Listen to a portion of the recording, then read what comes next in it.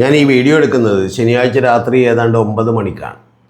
അപ്പോൾ ഒരു രാത്രി കൂടി ഇരുണ്ട് വെളുത്താൽ പിന്നെ ഒരു 24 മണിക്കൂർ കൂടി സമയം കഴിയുമ്പോൾ നമുക്കറിയാം 4-ാം തീയതി കേരളത്തിൻ്റെ റിസൾട്ട് വരും. ആ കേരളത്തിൻ്റെ റിസൾട്ട് വരുമ്പോൾ ഞാനിപ്പോഴും പ്രതീക്ഷിക്കുന്നത് ഒരു 73-നും 78-നും ഇടയിലുള്ള സീറ്റുകൾ നേടി പിണറായി വിജയൻ അധികാരത്തിൽ വരുമെന്നാണ്. എനിക്കറിയാം അതിൻ്റെ എല്ലാ സാധ്യതകളും. അതായത് ഒരു ന്യൂനപക്ഷങ്ങളുടെ കൺസോളിഡേഷൻ ഉണ്ടായാൽ ആ ന്യൂനപക്ഷങ്ങളുടെ വോട്ട് ബാങ്കുകൾ എന്ന് പറയുന്നത് തന്നെ കേരളത്തിൽ ഏതാണ്ട് ഒരു 45-46% വരും. ആ 45-46%-ൻ്റെ 60-70% ഒരു പാർട്ടിക്കോ ഒരു മുന്നണിക്കോ ഒക്കെ വോട്ട് ചെയ്യാൻ തീരുമാനിക്കുകയാണെങ്കിൽ അത് വലിയ തോതിലുള്ള ഒരു സ്വീപ്പായി മാറാനുള്ള സാധ്യതകളുണ്ട് എന്നുള്ളതൊക്കെ തന്നെ ഞാൻ മനസ്സിലാക്കുന്നു. പക്ഷേ എൻ്റെ ആഗ്രഹവും എൻ്റെ ഈ പറയുന്ന പോലെ ഇപ്പോഴുമുള്ള എൻ്റെ റീഡിങ്ങും എന്ന് പറയുന്നത് പിണറായി 3.0 ഒരു 73 മുതൽ 78 സീറ്റുകൾ വരെ നേടിക്കൊണ്ട് അധികാരത്തിൽ വരുമെന്നാണ്. കാരണം അത്തരത്തിലുള്ളൊരു കൺസോൾട്ടേഷൻ കമ്മ്യൂണിറ്റികൾക്കകത്ത് മുഴുവനായും ഉണ്ടായിട്ടില്ലെന്നും ഇപ്പോഴും അതിലുള്ള ആളുകളൊക്കെ തന്നെ മുസ്ലിമോ ക്രിസ്ത്യനോ ഹിന്ദുവോ പാഴ്സിയോ സിഖോ ഒന്നുമല്ലെന്നും പകരം അവരൊക്കെ തന്നെ മനുഷ്യരാണെന്നും അവരിൽ ഏതാനും ചെറിയ ശതമാനത്തോളം വരുന്ന ആളുകൾ, അത് പക്ഷേ വലിയ നിർണായകമായിട്ടുള്ള വോട്ടുകളാണ്, ഒരു 5%, 8%, 10% ഒക്കെ ആളുകൾ മാത്രമേ ഇത്തരത്തിലുള്ള ഒരു മീഡിയ നരേറ്റീവുകൾക്ക് വശംവദരായി പോയിട്ടുള്ളൂ എന്നുള്ളതും, കൂടാതെ ഗവൺമെൻറ് നടത്തിയിട്ടുള്ള നിരവധി വെൽഫെയർ മെഷേഴ്സ് കൊണ്ടും ഏറ്റവും ഒടുവിൽ അജണ്ട സെറ്റ് ചെയ്യാനായിട്ട് പിണറായി വിജയൻ സർക്കാരിന് കഴിയുകയും വയനാട്ടിലെ ഫണ്ടവിടെ കോൺഗ്രസ് എന്ന് പറയുന്ന പാട്ടുകൾ ഹിറ്റാകുകയും ഒക്കെ ചെയ്തത് തന്നെ വലിയൊരു സൂചനയാണെന്നും ആ സൂചനയുടെയൊക്കെ അടിസ്ഥാനത്തിലും, കൂടാതെ ഏറ്റവും പ്രധാനപ്പെട്ട കാര്യമെന്ന് പറയുന്നത് നിലവിലുള്ള MLA-മാർക്കുള്ള വലിയ ജനസ്വീകാര്യതയുടെ അടിസ്ഥാനത്തിലുമൊക്കെ തന്നെ ഇടതുപക്ഷം അധികാരത്തിലേക്ക് വരും എന്നുള്ളതാണ്. അതുകൂടാതെ നമുക്കറിയാം കോൺഗ്രസിന് ഇത്തവണ ഏറ്റവും വലിയൊരു ബലഹീനതകൾ കൂടിയുണ്ട്.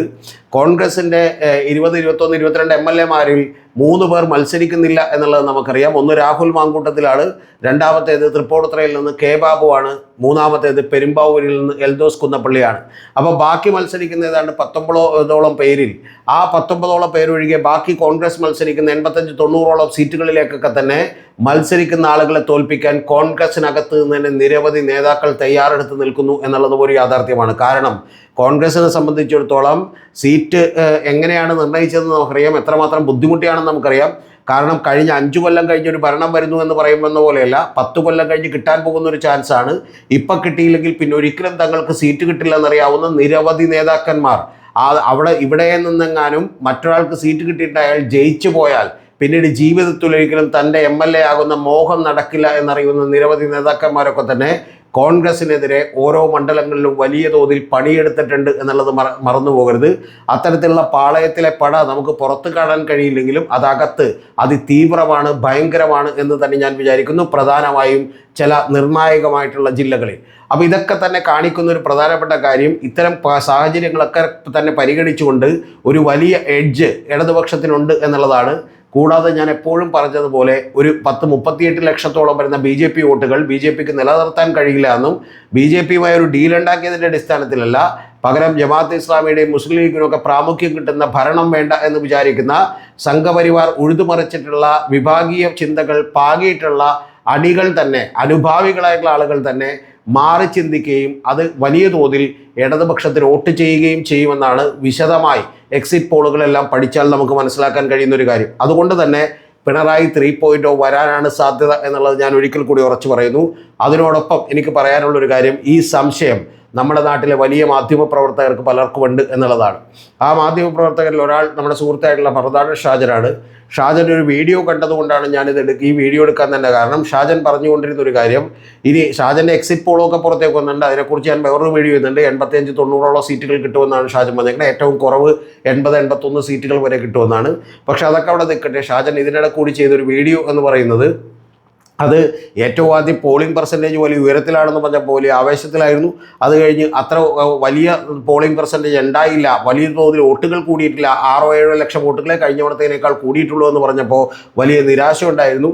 ആ നിരാശയിൽ നിന്ന് ഷാജൻ ചെയ്തിട്ടുള്ളൊരു വീഡിയോയിൽ പറയുന്നൊരു കാര്യം, ഇനി അടുത്തത് വീണ്ടും പിണറായി വിജയൻ തന്നെ ഗവൺമെൻറ് വരികയാണെങ്കിൽ ഞാൻ അതിൻ്റെ വഴിക്ക് വിടുമെന്നാണ്. അതിപ്പോൾ ഷാജൻ വിട്ടില്ലെങ്കിലും അതതിൻ്റെ വഴിക്ക് പോകും എന്നുള്ളത് നമുക്കെല്ലാവർക്കും അറിയാം. പക്ഷെ ഷാജൻ പറയുന്നൊരു വാചകം അത് അതിൻ്റെ വഴിക്ക് വിടും. കാരണം 10 കൊല്ലമായി ഞാൻ പറഞ്ഞിട്ടും ജനങ്ങൾക്ക് മനസ്സിലായില്ലെങ്കിൽ ഇനിയും അത് പറയുന്നതിൽ അടിസ്ഥാനമില്ല എന്നുള്ളത് കൂടിയാണ് പറഞ്ഞേക്കുന്നത്. അതിനുശേഷം അദ്ദേഹം പറയുന്നത് തെരഞ്ഞെടുപ്പ് വരുമ്പോഴേക്കും അദ്ദേഹം ഓസ്ട്രേലിയയിലേക്ക് പോയിട്ടുണ്ടാകും എന്നുള്ളതാണ്. അത് കഴിഞ്ഞിട്ട് പിന്നെ തിരിച്ചു വരും എന്നുള്ളത് നമുക്കറിയാം. തിരികെ വന്നാൽ പോലും ഗവൺമെൻറ് അതിൻ്റെ വഴിക്ക് വിടും, കൂടുതൽ വിമർശനങ്ങളൊന്നും നടത്തില്ല എന്നുള്ളത് എന്നുള്ളതാണ്. അതിൻ്റെ അർത്ഥമെന്ന് പറഞ്ഞാൽ വിമർശനം നടത്താതെ ഒരു ഗവൺമെൻറ്റിനെ വിമർശിക്കാതെ എങ്ങനെയാണ് ഒരു മാധ്യമ പ്രവർത്തനം സാധ്യമാവുക എന്നുള്ളത് എനിക്കറിയില്ല. ചിലരൊക്കെ അതിനെ വ്യാഖ്യാനിക്കുന്നത് മാധ്യമ പ്രവർത്തനം നിർത്തുമെന്നുള്ളതാണ്. അങ്ങനെയൊന്നും ഞാൻ വിചാരിക്കുന്നില്ല. പക്ഷേ ഷാജൻ ഈ വാക്കുകളൊക്കെ പറഞ്ഞാലും അത് എപ്പോഴെങ്കിലും മാറ്റിക്കൊണ്ട് വീണ്ടും വളരെ നിശ്ചിതമായിട്ടുള്ള വിമർശനങ്ങളുമായിട്ട് മുന്നോട്ട് വരാം. പക്ഷേ ഷാജൻ എന്തായാലും അത്തരത്തിലുള്ള വിമർശനങ്ങൾ തുടരട്ടെ. പക്ഷേ ഞാൻ നേരത്തെ പറയുന്നത് പോലെ ഇത്തരത്തിൽ ഷാജന് പോലും ചെറിയ നിരാശകൾ വന്നു തുടങ്ങിയിരിക്കുന്നു എന്നുള്ളത് കൂടി ഏറ്റവും പ്രധാനപ്പെട്ട കാര്യമാണ് എന്നുള്ളത് എൻ്റെ പ്രിയപ്പെട്ട പ്രേക്ഷകരെ ഓർമ്മിപ്പിച്ചു എന്ന് മാത്രം. ഏതാണ്ട് ഒരു 36 മണിക്കൂറുകൾ കൂടി കഴിയുമ്പോൾ തെരഞ്ഞെടുപ്പിൻ്റെ റിസൾട്ടുകൾ വരും. ആ റിസൾട്ട് എന്ത് തന്നെയാണെങ്കിലും നമ്മൾ ഉൾക്കൊള്ളാൻ തയ്യാറാണ്. പക്ഷേ പ്രധാനപ്പെട്ട ഒരു കാര്യം, ഇപ്പോഴുള്ള സിറ്റുവേഷനിൽ ഷാജന് പോലും ഇത്തരത്തിലുള്ള ഒരു സാധ്യതകൾ അപ്പുറത്തു കൂടി കിടക്കുന്നുണ്ട് എന്ന് പറയുന്ന ഒരു തോന്നൽ ഉണ്ടായിരിക്കുന്നു എന്നുള്ളത് ഏറ്റവും പ്രധാനപ്പെട്ട കാര്യമാണ്. പക്ഷേ വിമർശനങ്ങളുമായി ഷാജൻ തുടരട്ടെ എന്നാണ് എനിക്ക് പറയാനുള്ളത്. അല്ലാതെ ഇവിടെ നിന്ന് നാട് വിടുമെന്നോ നിർത്തിപ്പോകുമെന്നോ ആളുകൾ പറയുന്നതിൽ ഞാൻ വിശ്വസിക്കുന്നില്ല. അങ്ങനെ പോകേണ്ട കാര്യമില്ല എന്നുള്ളത് കൂടി പറഞ്ഞു വെക്കട്ടെ.